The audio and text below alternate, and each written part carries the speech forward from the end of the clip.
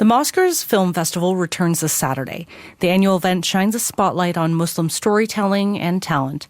And to share what it means for the local Muslim community, Sophia Alani, the festival's co-chair, and award-winning spoken word poet, Yusra Ali, join us in studio. Welcome.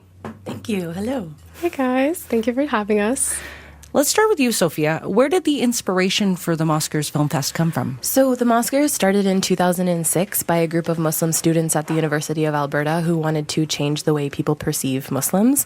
And so it was very much like a pick up a camera and tell your story type of thing. I think at the time, too, in the media, Muslim representation was very one-dimensional and also often incorrect. And so I think to showcase more of that diversity and to have a little more say in the narrative, it kind of that inspired the whole thing. And then since then, it's grown quite a bit.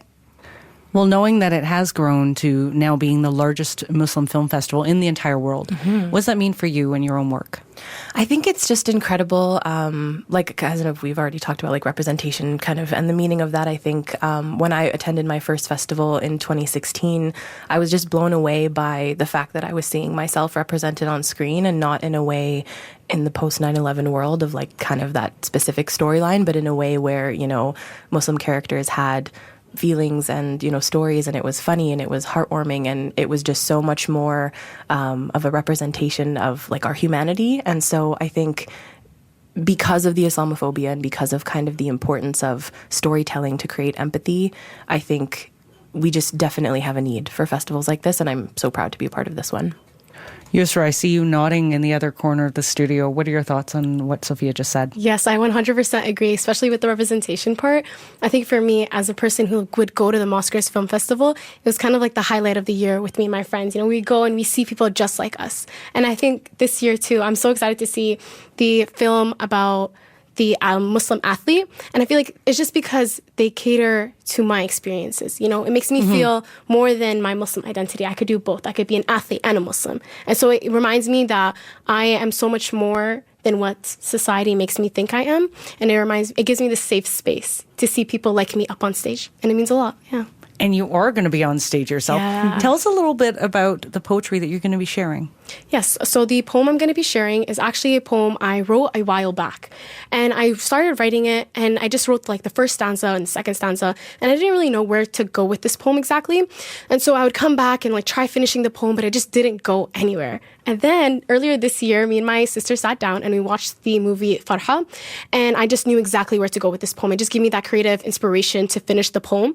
And after I wrote the poem, I was like, this is so cool that this film gave me the ability to finish my poem. And I think it is a poem that I want to perform at the Mosquers because it's, you know, all about film and how film can change your perspective on things. And just like how I watched that movie and it gave me a whole different perspective on different situations, it gives people the ability to channel in what they learned and put it into whatever creative they're working on. So for me, it's poetry. And that gave me the ability to write my poem and finish it.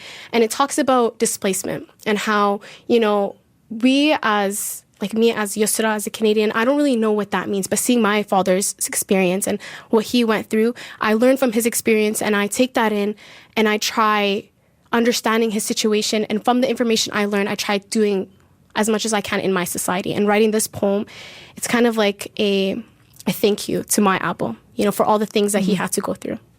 Can we get a little preview of that thank you?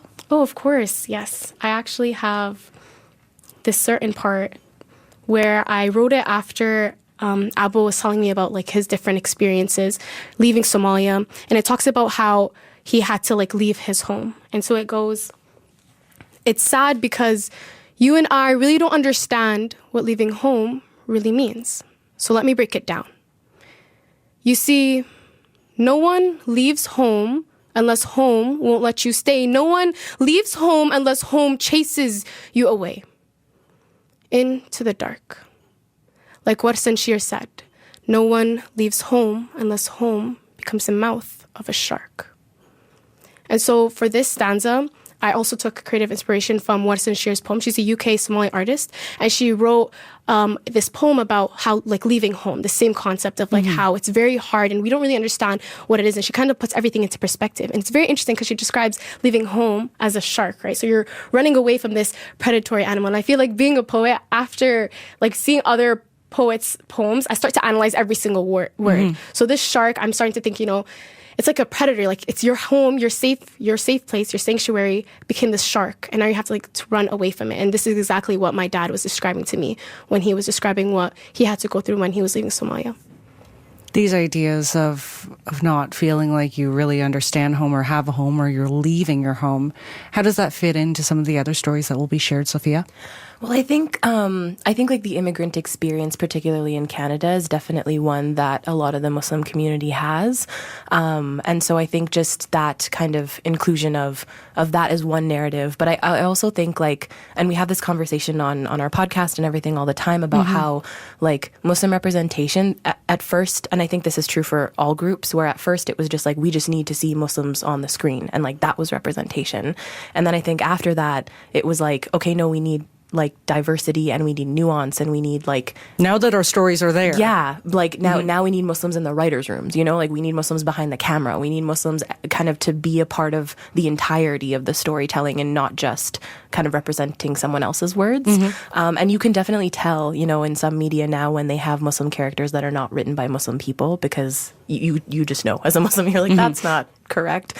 So I think that's definitely one aspect of it. But I think also just like a shared humanity kind of that we achieve through storytelling of this is my experience, and I have so much to kind of offer from that. And I have, this entire story to tell. I am so much more than just my identity. Like Yusra was saying, you can be an athlete and a Muslim. You can be a storyteller and a Muslim. You can be so many things and Muslim. And I think for so long in the representation, it was just boiled down to the Muslimness was your entire identity, but to kind of have it be intersectional and to have that, because even the experiences of Black Muslims specifically versus Arab Muslims or, South Asian Muslims is so different. And so just even within that, the experience being different, I think is a really beautiful part of the storytelling and the diversity that is on the screen.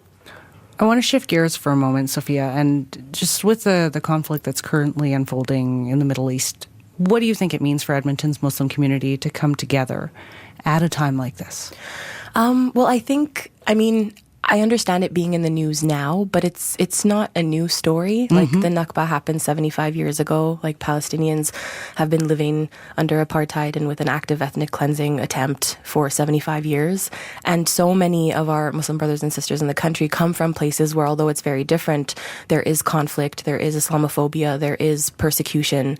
And so I think it's a pain that our community carries all the time and not just right now. So I do think there is of course a significance of standing in solidarity together and having community together, but it's not a new story. I think it's a pain that is an everyday occurrence for so many of us. And I personally believe in the art of storytelling to kind of increase empathy, to build community, to fight oppression, to stand for justice. And I hope that is something that we achieve through this festival. I think we've borne witness to the power of storytelling just within the last few minutes. So thank you so much, Sophia, Yusra, for joining us today. Thank you. Thank you. Sophia Alani of the Mosquers Film Festival and Yusra Ali, a poet who will be performing at the festival. It happens this Saturday at the Wind Spear. And for more information, you can go to themosquers.com.